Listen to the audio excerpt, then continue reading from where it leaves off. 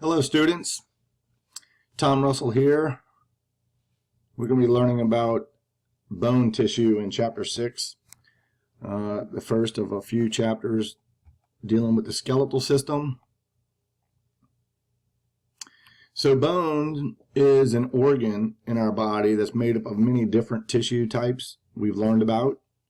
Obviously there's bone tissue specifically that we're going to talk about, but also in the skeletal system we have cartilaginous components, dense connective tissue, there's adipose tissue, even in your bones, in long bones, which we'll look at, and nervous tissue. That all of this works together to form the entire framework of the bones and the joints of everything in our skeletal system, which ultimately is involved in many different types of functions that are essential to maintain normal health and homeostasis of our body. Our bones are involved in providing support for our entire body, as well as protecting our internal organs. Let's face it, your cranium of the skull protects your brain. Our rib cage, the thoracic cage, protects your heart and your lungs. The bones in the body also assist in movement. When your muscles contract, muscles pull on a tendon attached to the bone, causes the bone to move. So the bones don't bring about the movement, but they're essential for the movement. If the muscle was not strongly attached to our bone, it could contract but not cause movement to occur. Then our bones are also important for mineral homeostasis. That is to say, maintaining proper levels of minerals like calcium and phosphorus and magnesium, some of these other minerals, maintaining the proper concentrations of them in our blood. So we're going to look at calcium homeostasis in this chapter and how our bones are involved with helping maintain that. It's going to ultimately be what we call an endocrine reflex. Some hormones we have to learn about. Also, throughout your entire life, all of your blood cells, red blood cells, white blood cells, and even your platelets, all are produced in a tissue that's found on the inside of bone. And the production of blood cells is referred to as hemopoiesis. Another term for that would be hematopoiesis. Now, we do have a specific chapter in A&P 2 where we just cover everything about the blood, but today we're just being introduced to the fact that all of our blood cells through our whole life comes from a tissue which is called red bone marrow, which is located in our bones in specific places. We also have adipose tissue in certain bones in our body, in particular long bones. And that adipose tissue is involved in storing lipids, triglycerides, if you will, for energy. So our bones are doing a lot for us. We need to know the names for the parts of a long bone. Long bones are considered all the bones in the body that are longer than they are wide. The bones of your appendages that we learned, that you're learning. Your upper arm bone, your humerus, the radius, the ulna, even the bones in your palms and your fingers, and the arch of your foot and the toes, your leg bones. These are all long bones. So we need to know the parts of a long bone. You can review the animations again that I put in the packet. Make sure you do that. And so we're not going to identify the parts of a long bone off of a picture on the test, but you have to know what the terms, what they represent. So here's a typical long bone. It is your brachial bone, called the humerus. Long bones, like I said, are longer than they are wide. And so there are two ends to the bone. There's a proximal end that would attach to the trunk of the body, and then a distal end that's farther from the point of attachment of the appendage to the trunk of the body. So we have two ends of a bone. The ends of a long bone are referred to as the epiphyses. Now notice this says epiphysis. IS on the end means singular. But each long bone has two epiphyses. I can make that plural by changing that to an E, epiphyses. So we have a proximal epiphysis and you have a distal epiphysis. So the epiphyses are the ends of the bone. In between the epiphysis and what's called the diaphysis, or the shaft of the bone, is a section of bone tissue called the metaphysis. Now ultimately you have two metaphyses, a proximal metaphysis and a distal metaphysis. Now the diaphysis, which is the shaft of the bone, of long bones has a hollow center. So it's not solid through and through. But there's not air in there in what's called the medullary cavity. There's adipose tissue in there, which is called yellow bone marrow. That's for energy storage. Now our bone, like most connective tissues except for tendons, ligaments, and cartilage, are very vascular. A lot of blood vessels supplying our bone. So that's why you kind of see these blood vessels coming in here. We'll look at a couple of those in a minute. Surrounding the outside of our bones in a skeletal system is a bony membrane. It's actually a double-layered membrane, an outer fibrous, dense fibrous layer, and then an inner cellular layer. But that membrane that surrounds the bone is called the periosteum. Now, in the adult skeletal system, of course, we're not growing tall anymore. So the growth plates in an adult are sealed up. They basically become ossified over. And we'll talk about the growth plate or epiphyseal plate in a second. But in the adult, it becomes what's called the epiphyseal line, which is at the junction of the epiphysis and the metaphysis, as you see here. Right? Now, there's ultimately two different types of bone tissue that form the bones in our body. One type is called spongy bone, and that's kind of what you see here. It kind of looks all spongy. And then compact bone. So we're going to talk about these two different bone tissue types and look at their structure. At the very ends of a long bone, there is a pad of hyaline cartilage. It's a remnant of the fetal skeleton. That's called the articular cartilage. So that helps in smoothing out the movements between bones at a joint, or articulations, which will be covered in chapter 9. Here you can see a real bone that's been cut open, real long bone. And in there you can see the spongy material in there. That's spongy bone. Spongy bone is not soft, it's still hard. It's just called spongy because, well, let's face it looks like a sponge. Little holes all in there, right? So we have the epiphysis up here. The articular cartilage would be on the outside. Here you see the epiphyseal line. So this would be a bone from an adult, not a child. And then we have compact bone. Compact bone has fewer spaces between the bony tissue. That's why it's called compact. Compact bone forms the diaphyses of all long bones. That's why we see it here along the diaphysis. It also forms the plates of flat bones and covers the outside of all bones in the body. So all bones in the body are actually covered with compact bone, which means where we do have spongy bone is found on the inside of the bone, which is surrounded by the compact bone. So spongy bone is located in the epiphyses and the metaphyses of all long bones in the body. That's why you see it here, the humerus, proximal epiphysis up here. It's all spongy bone in there. Spongy bone is also found between the plates of flat bones. Flat bones do not have a medullary cavity that you see here. It's filled with spongy bone. And spongy bone is found in filling the inside of irregular shaped bones, like the vertebrae in the vertebral column. Now, the reason why I'm telling you that, number one, I want you to know where spongy bone is located. But also, wherever you have spongy bone is where you would find red bone marrow.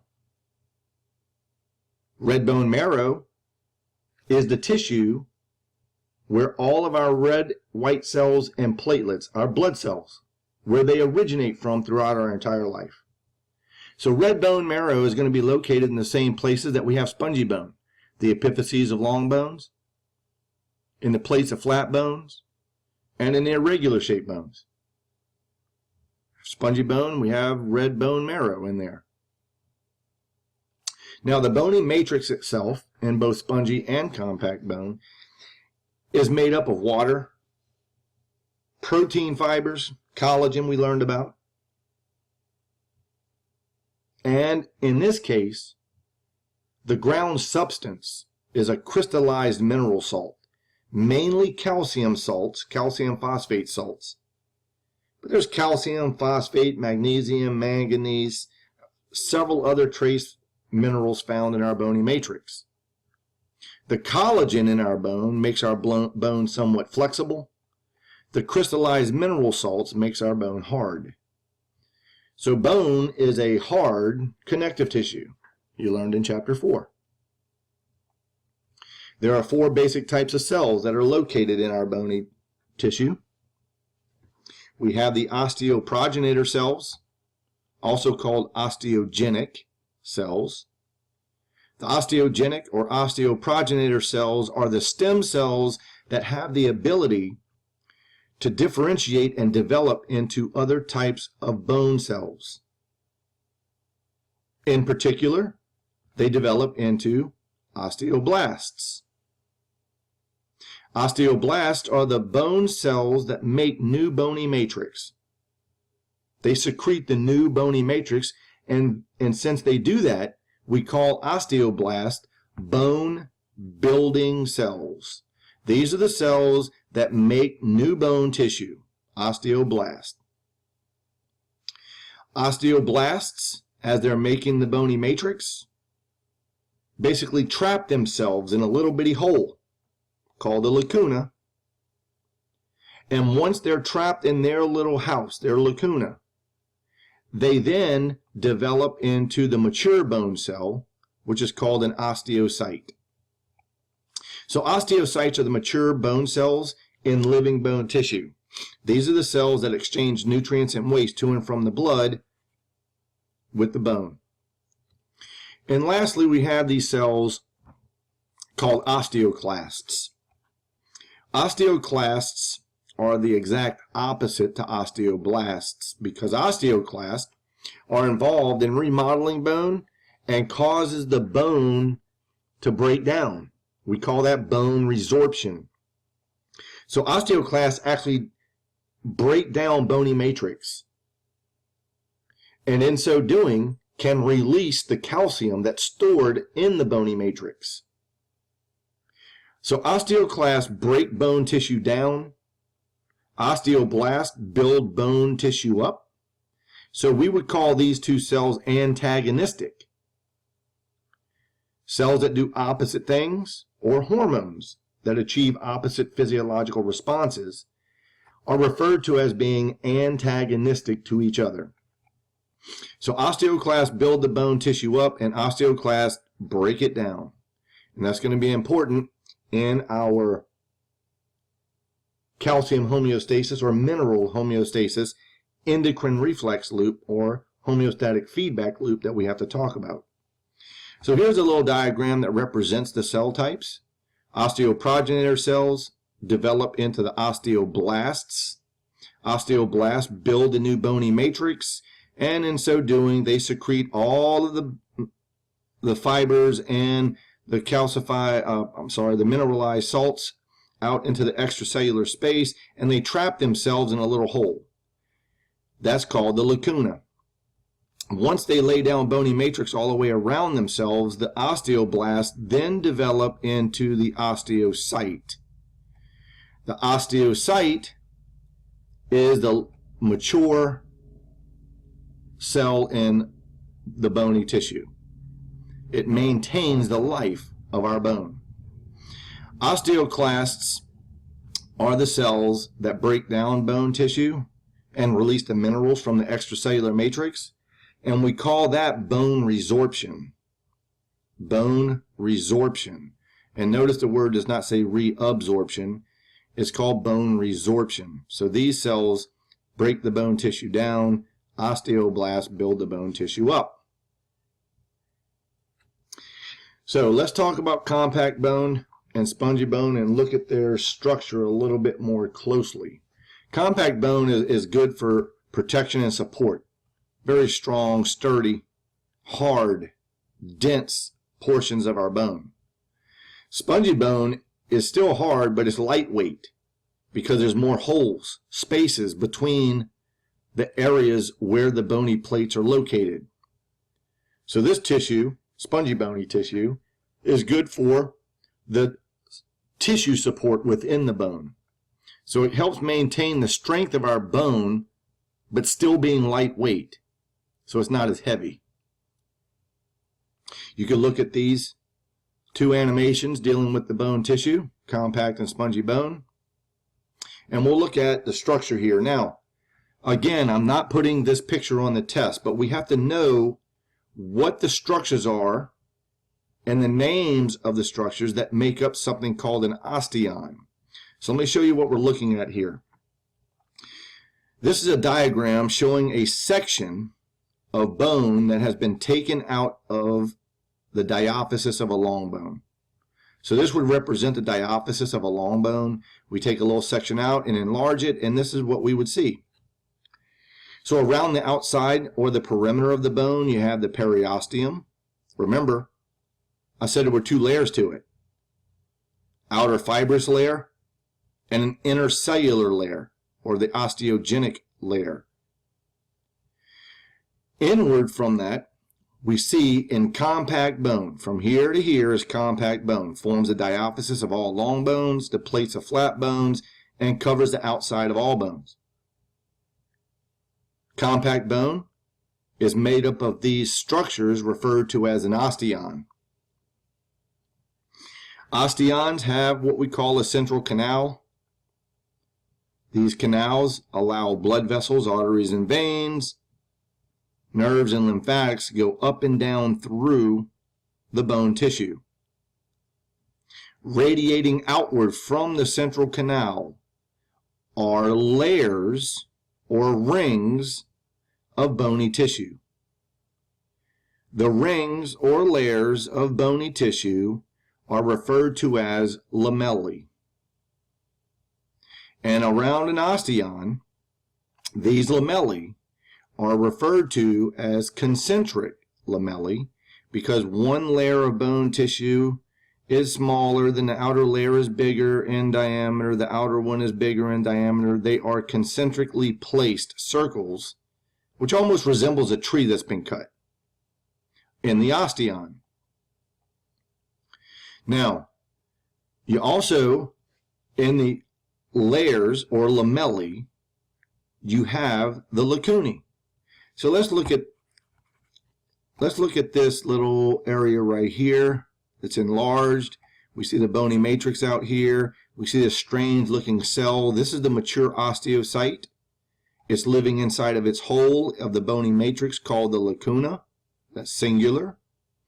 And then they have these little bitty canals where we see cytoplasmic membrane extensions from the osteocyte going somewhat into these little canals. These little canals are called canaliculi. If you look on the picture, in between each lamellae and interconnecting all of the lamellae are these hair-like structures, in the diagram at least. And so those little hair-like structures are these little canals called canaliculi. The canaliculi all interconnect the lamellae with all of the lacunae, which are on the lamellae, where the osteocytes are living, to and from the central canal where the blood supply is located.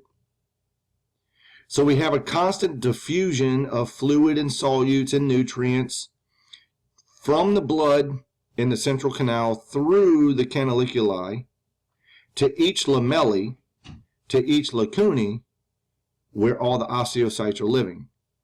So we have a diffusion of fluid back and forth to and from all the cells in these tiny canals to their lacunae, so we can exchange nutrients and waste products and oxygen to and from the blood to all the bone cells in compact bone.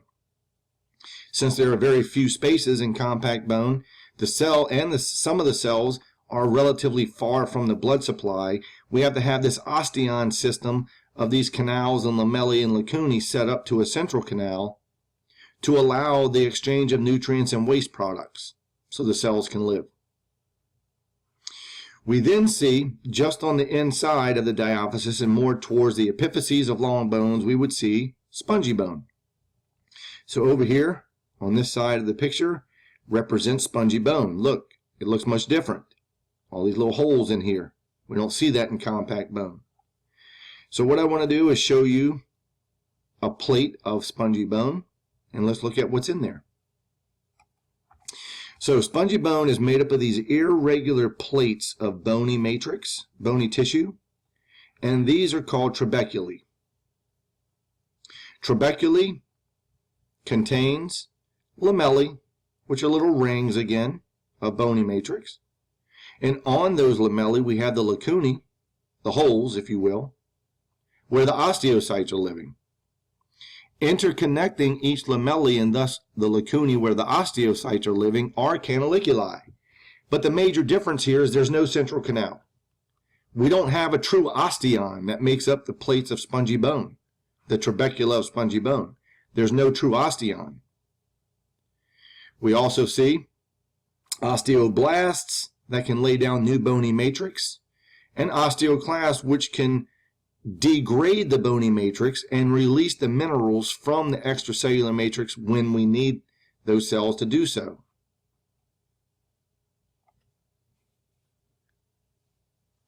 Now, let's talk about how bone forms. The formation of bony tissue is referred to as ossification or osteogenesis. And bone is going to form during 4 major different situations. Obviously, bone is going to form during embryological and fetal development. Basically, as the baby's growing in utero, our skeletal system has to start to develop. So we're going to form bone then. Also, when we're growing up from a baby to a child until adulthood, we're getting bigger. Our bones have to get longer. We get taller. They get thicker. So during bone growth before adulthood. Then all through your life, even though our bones aren't growing tall anymore, growing longer anymore, you're not getting taller as an adult, our bones still are being remodeled. Older bony matrix is always replaced by new bony matrix. That's called bone remodeling right here. And then you know your bones are doing something if you break a bone. When you get a fracture, the fractures heal. Our bones repair themselves. So we have to make new bone where we have broken bone before. So ossification or osteogenesis will occur during these times. So what we want to do now is look at how do we form the bones in the body, in the fetal skeleton. Bones are going to form in one of 2 ways. Something called intramembranous ossification and endochondral ossification. So we're going to concentrate our efforts on the physiology of endochondral ossification. This is how the majority of the bones in the body are formed, and all long bones are formed this way. But I do want you to know that intramembranous ossification is how all flat bones are made in the body. So these flat bones are made first in our body by this mesenchymal cells forming this embryonic connective tissue membrane. And this membrane, this embryonic connective tissue membrane, will ultimately be converted to bone to form the plates of flat bones. And so that's called intramembranous ossification. Endochondral ossification is the formation of long bones in the body, which involves several steps.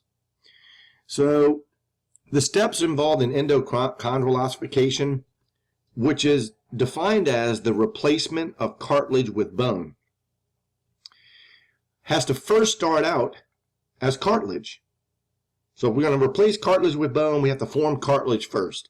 So that's the first step. The mesenchymal cells migrate to the area in the body where long bones will form and ultimately develop into hyaline cartilage. Actually forms a hyaline cartilaginous model of what the bone is going to look like. So this is called the cartilage model, the development of the cartilage model. That cartilage model will then grow and get longer, start to look more like the bone itself. But in the very middle of the cartilage model, the chondrocytes in there grow so big that they pop open and die. That's called hypertrophy. When cells get bigger, it's called hypertrophy. And so this is a pretty important step.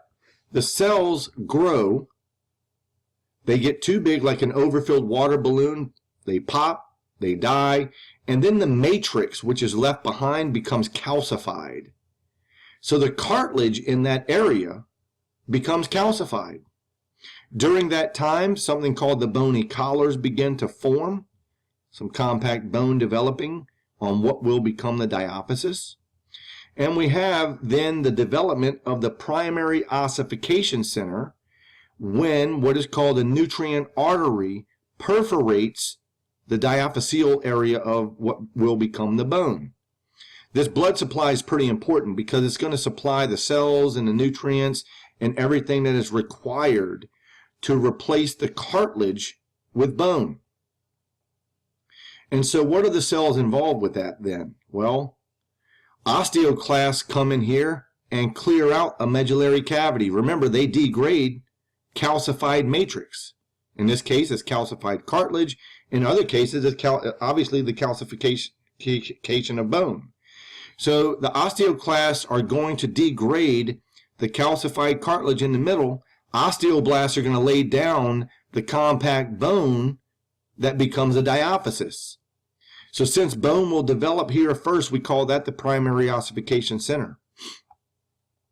Now, ultimately, you're left behind with this medullary cavity in the diaphysis of a long bone. So what we're left with is a lot of cartilage towards the ends of bones, where we're going to develop the secondary ossification center. So we have these other blood vessels that enter the epiphyses. These are called the epiphyseal vessels, the artery and the vein, supplies the nutrients and all what is required to form the bone tissue here. And so osteoclasts are going to come in and degrade the calcified cartilage because the secondary ossification center is going to develop similar to where we started with our primary ossification center. The chondrocytes grow too big, they pop open and die. That's called hypertrophy. And we then have calcified cartilage. The osteoclast will degrade away the calcified cartilage, but osteoblasts lay down the bony matrix of spongy bone. So we're not left behind with a cavity, but yet the osteoblasts lay down all the spongy bone in what is becoming the epiphysis and the metaphysis, or the end of the bone. But what is left behind is a little pad of cartilage near the epiphysis and the metaphysis here, which is called the epiphyseal plate. This is our growth plate. This is the structure in our long bones that is going to function to allow your bones to grow long as we are growing taller until we reach maturity. It's called the epiphyseal plate. The very ends of the bone, at the ends of the epiphyses, the pad of hyaline cartilage, which is a remnant of the cartilaginous model in the fetal skeleton, remains behind as what is called the articular cartilage. So in this way, we started by forming a hyaline cartilaginous model of the bone. We form a primary ossification center that forms a diaphysis, where we're left behind with the medullary cavity. And then we form the secondary ossification center at the ends of the bone, but we're left behind with the epiphyseal plate and the articular cartilage, which are the remnants of the hyaline cartilaginous model that we started with.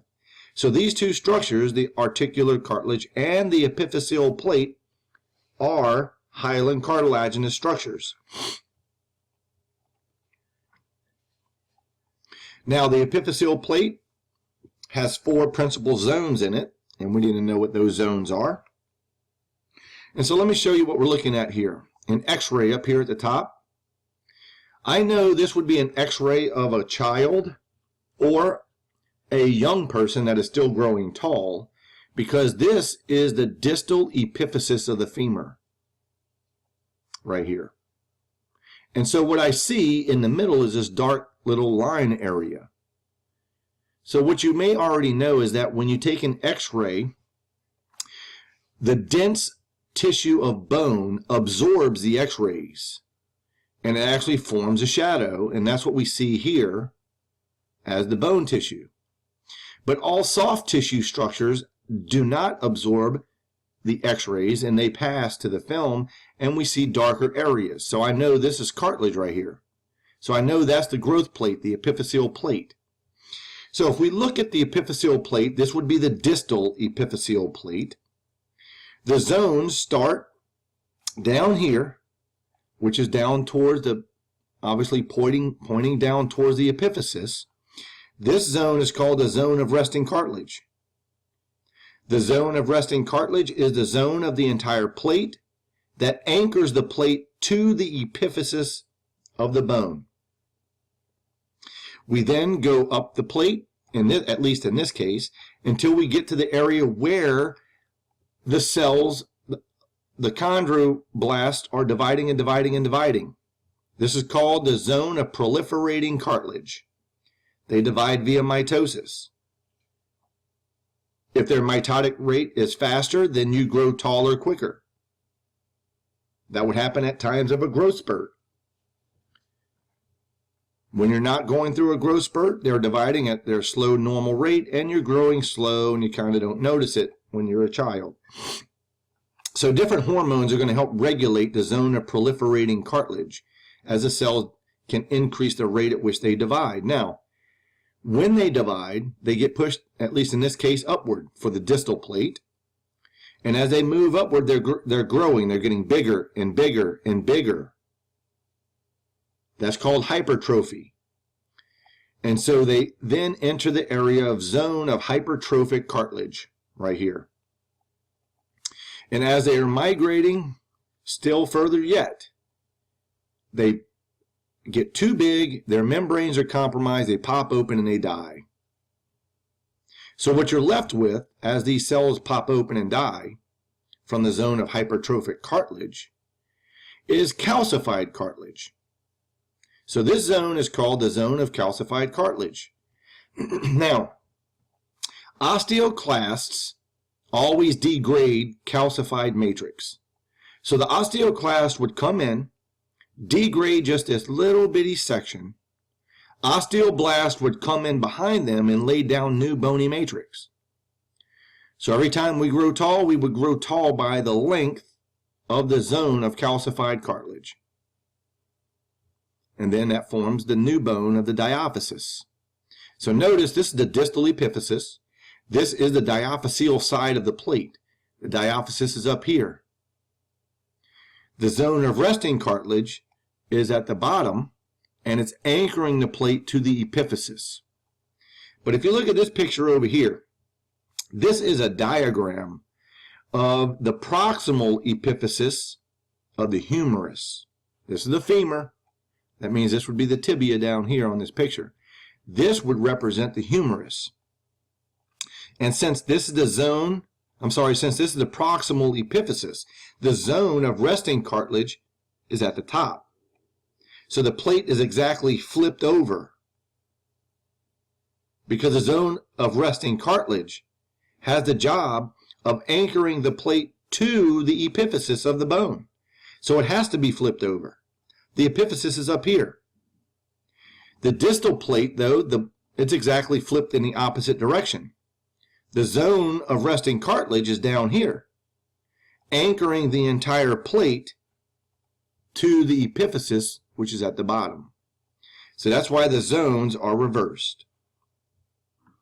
So I want you to know the zones, the order in which they occur in, and just a little bit about each part of the plate, what each zone is involved with.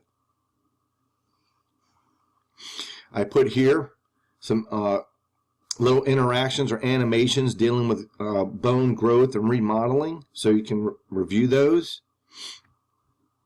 And let's talk about fractures and how bones repair. How do the bones heal after a fracture? So a fracture is a break in a bone. Everybody knows that. There's different types of fractures that can occur.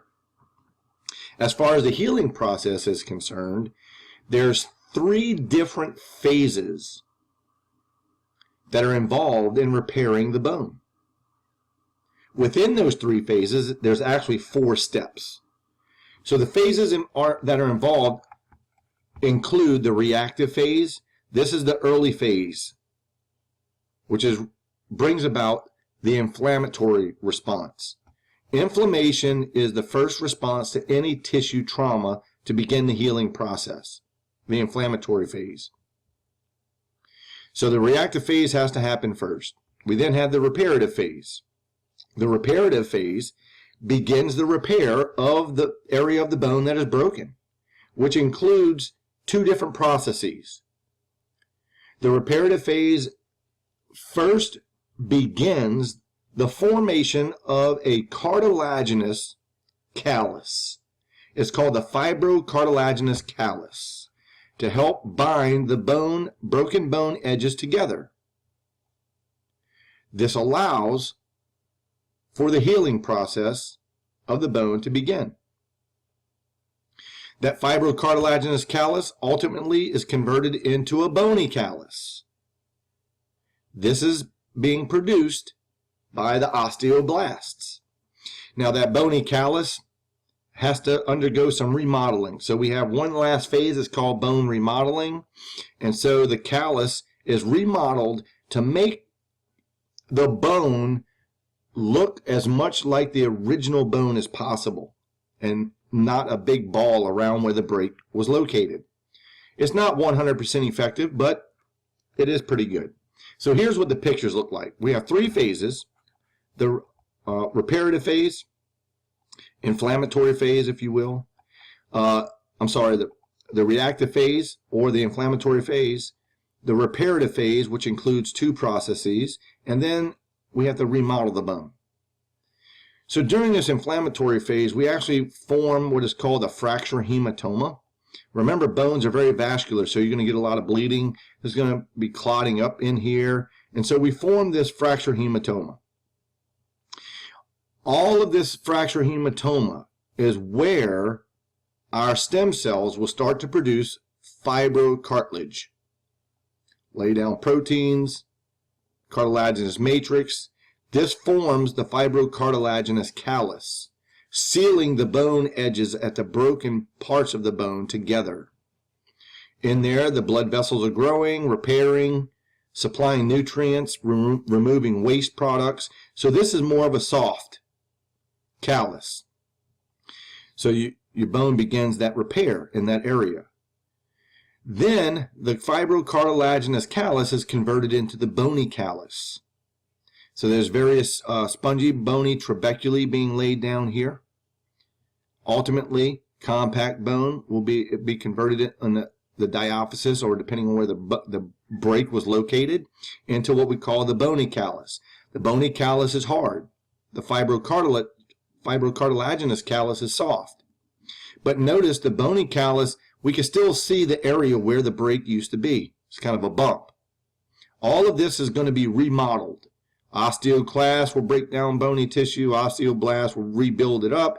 And so that remodeling process occurs during the remodeling phase until when you take an x-ray, you might be able to see a line of where someone previously have broken a bone. And if the remodeling process is working really well in our body, you won't see a big bulge there. Sometimes you will, sometimes you won't. It depends on the break. Depends on the condition of the person's body, the effectiveness of everything. So, but when someone breaks a bone and you take an x-ray, the doctor will be able to see, yep, you broke a bone right there. Might not be as severe as seeing a big bulge, but you might see a little line in there. Sometimes you don't. More oftentimes you do. So these are the three main phases of fracture repair.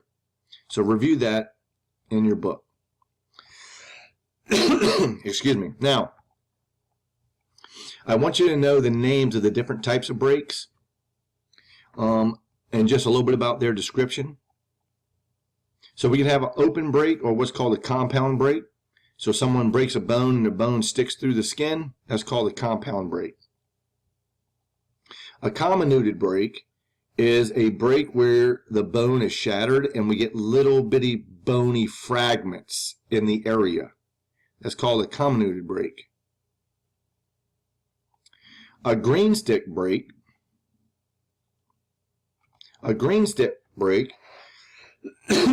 Excuse me, is a break that occurs on a bone, but the entire bone is not broken all the way through. This happens more often in children than in older adults. But nonetheless, the bone breaks but still stays intact. That's called a green stick break. An impacted break is where one end of the fractured bone is driven up into the bone and it splinters off. So ultimately this can come from a compression, a fall, something like that, and the bone gets pushed up. It cracks and gets pushed up into the other end of the bone. And then we have what's called a Potts and a Colles break. A Potts break is a distal lateral break at the ankle, which damages parts of the ankle joint both medially and laterally, and this is where the fibula gets broken on a Potts break. This is an outer roll of the ankle. You see down here the fibula, and this is the tibia. So on both sides, you would have damage, ligament damage, cartilage damage, obviously a break of the fibula. It's a Potts break. A Colles break is a break of the wrist, the distal end of the radius. The radius is displaced more posteriorly. This type of break can happen if you fall backwards and land on your hand, something like that. So ultimately, you can damage the bones in the wrist as well, but it specifically is a break of the distal end of the radius. So just know the names of those breaks and a little bit about their description. Now we have to get into the homeostatic feedback loop for the regulation of blood calcium. So the level of blood calcium in our blood is a very important controlled condition. It has to be maintained pretty precisely. So we have to know when that calcium level change and then bring it back to normal. If it gets too low, we got to bring it up. If it gets too high, we have to bring it down. So this particular homeostatic feedback loop is obviously going to involve our bone with some bone cells, but also is controlled via the endocrine system. So this is going to be controlled by hormones. This would be a hormonal reflex, or what we call an endocrine reflex. The hormones that are going to be involved in this are going to be parathyroid hormone, and parathyroid hormone is going to be released from the parathyroid glands when your blood calcium levels go down, when they drop. So the parathyroid gland is sensitive to low calcium levels, and if the calcium levels drop, the parathyroid gland releases PTH, parathyroid hormone. And parathyroid hormone is the hormone that stimulates osteoclast activity. So if osteoclasts basically are stimulated to do their job, they increase the rate at which bone is resorbed. They increase bone resorption. And so by breaking down the bony matrix faster, the osteoclasts are releasing calcium into the blood, which would increase your blood calcium levels. Now, parathyroid hormone also targets the kidneys and tells the kidneys to produce the most active form of vitamin D. which is called calcitriol.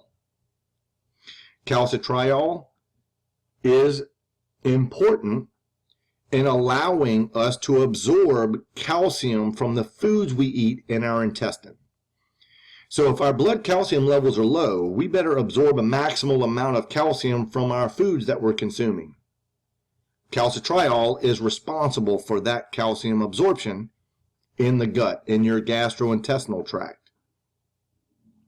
Parathyroid hormone also tells your kidneys not to excrete calcium out in urine. So it basically decreases urinary loss of calcium when our blood calcium levels are low already. So parathyroid hormone is really doing three things to help increase blood calcium levels. Parathyroid hormone turns on osteoclasts directly to cause an increase in bone resorption to release calcium in the blood. Parathyroid hormone stimulates the production of calcitriol, the most active form of vitamin D, by the kidneys. And calcitriol is responsible for causing a maximal absorption of calcium from the foods we eat in our intestine. So here's the flow chart for calcium homeostasis. You see up here we have the controlled condition. Some stress or stimulus is decreasing our calcium levels in our blood. The parathyroid glands are sensitive to that. They detect low calcium. In so doing, that causes for an increase in the production of a second messenger inside the parathyroid gland cells called cyclic AMP. Cyclic AMP rises in concentration on the inside of the parathyroid gland cells, which turns on the gene in the nucleus for the production of parathyroid hormone. So basically, low calcium triggers the production of something called cyclic AMP on the inside of the parathyroid gland cell. And that cyclic AMP turns on the gene for the parathyroid hormone production. So parathyroid hormone will start to be produced and released by the parathyroid gland cells to get into the blood. Parathyroid hormone targets the osteoclasts. Osteoclasts increase the breakdown of the bony matrix, which is called bone resorption, and releases calcium in the blood. So that's going to increase calcium levels in the blood. The kidneys also are targeted by parathyroid hormone, and they do two things are achieved there. One, the kidneys are told to produce calcitriol. Calcitriol then is responsible for you to absorb a maximal load of calcium from the foods we're eating as they pass through your gastrointestinal tract. So we have an increased absorption of calcium from our food into our blood. The kidneys then are told not to lose calcium in urine. So we decrease the loss of calcium in urine. Now the kidneys are told to excrete more phosphate out in urine.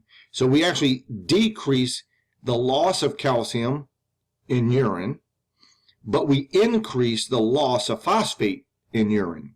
So we excrete more phosphate out in urine in the presence of parathyroid hormone because the osteoclasts are degrading the bony matrix, which releases all the mineral salts. And the prevalent minerals in bone is calcium and phosphate. And so if we're releasing all that phosphate in the blood, that could be toxic. So we have to tell the kidneys to get rid of it. And parathyroid hormone does that. So this loop is going to run and run and run until your calcium levels are back to normal. So it's a negative feedback loop, and then it's going to shut off. So make sure you review this loop and know the roles of parathyroid hormone and their effects, affecting the effectors and their physiological responses. All right, here's an animation for calcium homeostasis. Make sure you review that. And the effects of exercise on bone, which I'll mention here in a second. Whoops. So let's look at healthy bone and osteoporotic bone. So everybody kind of knows what osteoporosis is, right? It's a weakening of our bone tissue, loss of bone tissue. As we get older, it afflicts women more than men, but men can get it. as we get older. So what you're looking at the bottom is a scanning electron micrograph of healthy spongy bone. So you see it's not all pitted up. Looks a lot healthier than over here. This is osteoporotic bone, scanning electron micrograph, highly magnified. So if more calcium is being removed from bone than calcium being deposited in our bone, that is to say, if we're tearing our bone down faster than we're building it up, over time, your bone is going to become brittle and become osteoporotic. So after menopause, post-menopausal women, some women suffer from osteoporosis. They start losing their bone mass because bone resorption is faster than bone production or deposition of calcium in the bone. And that's attributed to the fact that during menopause, after menopause, female hormones drop drastically in concentration. Which we need to talk about some of these things that affect bone growth and bone maintenance. And the hormones as well. So let's just run through this. The minerals found in bone, the prevalent ones, calcium and phosphate. These are the major minerals found. But we also have magnesium in bone. There's fluoride in bone. There's manganese in bone. Each of these minerals and some other trace minerals are involved in helping form that extracellular matrix in our bone. Manganese is one of the minerals that's involved in the enzymes for the production of the proteins in our bony matrix. Various vitamins are important. Vitamin A helps stimulate osteoblast activity, allows for bone remodeling, bone growth, and development. Vitamin C is important for our skeletal system, our bones, and our joints even. Vitamin C, one of its roles, is required for collagen production. Vitamin D, albeit it has several different activities in our body, the most active form of vitamin D, as we just learned, is actually a hormone, a steroid hormone called calcitriol. It's responsible for us absorbing calcium and magnesium from the foods we eat in the gastrointestinal tract into our blood. Vitamins K and B12 are important for protein synthesis in tissues in our body, including bone tissue. So our bones, like other tissues in the body, require K and B12 in order to make proteins as the tissues are growing. So those are some important minerals and vitamins. What about the hormones? Well, there are several hormones. We're going to learn all about these in AMP2, but I'm introducing you to them now. Growth hormone and insulin-like growth factors work together hand in hand. Growth hormone, or what we call human growth hormone, is actually produced, or I should say, it's actually released or secreted, not produced, but secreted from the posterior pituitary gland. And as the name implies, it's involved in causing tissues in our bodies to grow. It's a growth hormone. So it's involved in body-wide growth, repair, reproduction of tissues in our body, and it causes certain tissues and organs in our body to produce small protein hormones called insulin-like growth factors, or IGFs. From your bone, liver, these IGFs are involved in allowing our osteoblasts to produce proteins in our bony matrix. So, growth hormone, insulin-like growth factors, thyroid hormone from the thyroid gland, insulin. All of these are stimulating osteoblasts, helping increase protein production, the production and synthesis of bony proteins for the extracellular matrix. The sex hormones, estrogen and testosterone, estrogen from the ovaries in the females, testosterone from the testicles in the male, are part of the hormones at puberty that allow us to have our growth spurts. Although these hormones are involved in that as well, we get a surge of growth hormone. You get a surge of the sex hormones during puberty. These can cause our growth spurts. So they help in increasing bone production. Now, what is interesting here is that estrogens and testosterone help increase bone production. But estrogen at higher concentration actually cause our growth plates, our epiphyseal plates, to ossify over. Yep, I said that right. Estrogen is required for bone production, but at higher concentrations, it actually seals up the growth plate. So it's actually estrogens that cause us to stop growing tall. That's typically why males are taller than our counterpart, females, of comparable size. There's more estradiol compounds in the female than the male. And yes, men, we do have some estradiol compounds in our body. Some of our testosterone precursors are actually converted to estradiol compounds, although we have a lot more testosterone. Females also have testosterone-like hormones in their body. We'll talk more about that in AMP2. And then we just talked about parathyroid hormone. This is going to increase our blood calcium levels in those three ways that I just talked about. And calcitonin, which I haven't mentioned as of yet, is a protein hormone that's produced by the thyroid gland. So produced and secreted from the thyroid gland. And calcitonin actually inhibits osteoclasts. So by inhibiting the osteoclast, osteoblasts can take the calcium from our blood and deposit it in bone. So calcitonin is actually produced and released from the thyroid gland when our calcium levels in our blood are too high. So then calcitonin basically is giving the osteoblast a chance, I should say, to remove the calcium from the blood and deposit it in our bone, so we can store it. We don't want to just get rid of our extra calcium that's in our blood. We want to put it back in the storeroom, put it back in the bone. Makes your bone strong. On the other hand, parathyroid hormone is released from the parathyroid gland when your blood calcium levels are too low. Parathyroid hormone causes osteoclasts to break down that bony matrix, causes the kidneys to reabsorb more calcium, not lose calcium in urine, makes the kidney produce calcitriol, the most active form of vitamin D.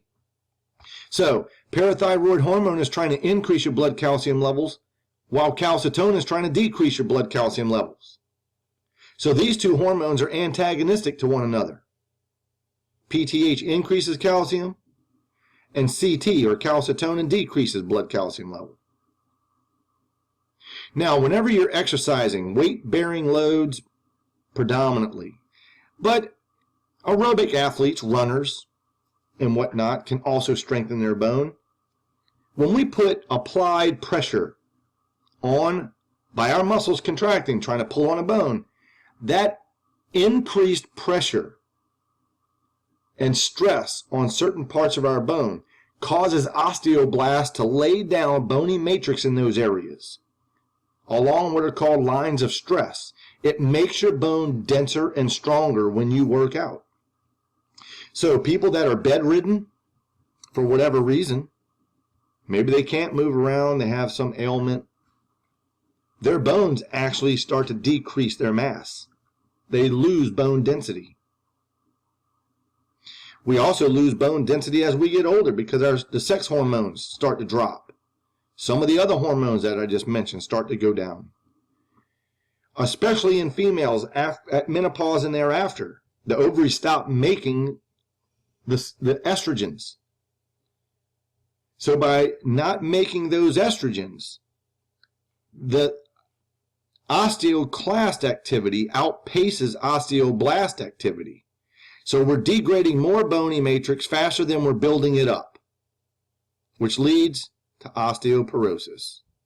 So some females suffer more from this than others, and it has to do with the level of hormones that are coming from the female's adrenal gland. It's beyond the scope of this lecture for me to go into that, but I will mention that later on. All right, now, as far as imbalances are concerned, people can get a bone scan. It scans the bone for density. And so we know when people's bones are becoming less dense because we can have a bone scan. And it's much like an x-ray, but it's not an x-ray. I do want you to know these terms. Osteoporosis is a weakening or brittle bone. So the bones become brittle and weak. Rickets is a childhood disorder. It's actually a disorder, or it's a nutritional deficit, really, of vitamin D. So in the absence of vitamin D, a child could develop rickets, which is a softening of the bone while they're growing. And while they're growing, since the bones are not as strong and sturdy, the leg bones become bowed out a little bit because they develop abnormally. They're not strong enough to support the weight of the child. Now, an adult can have a softening of the bone, but the bones are not going to bow outward because our bones are already developed. But in the adult, softening of the bone, that is the removal of the calcium from the bone, or not having enough calcium in the bone, is called osteomalacia. So rickets is in the child, osteomalacia is softening of bone in the adult. All right, so that concludes chapter 6. Just remember to review your hormones, calcium homeostasis, review the repair of fractures of a bone, endochondral ossification. Those are the primary physiological areas in this chapter, and the rest of it is primarily terminology. All right, this is Tom Russell signing off from chapter 6.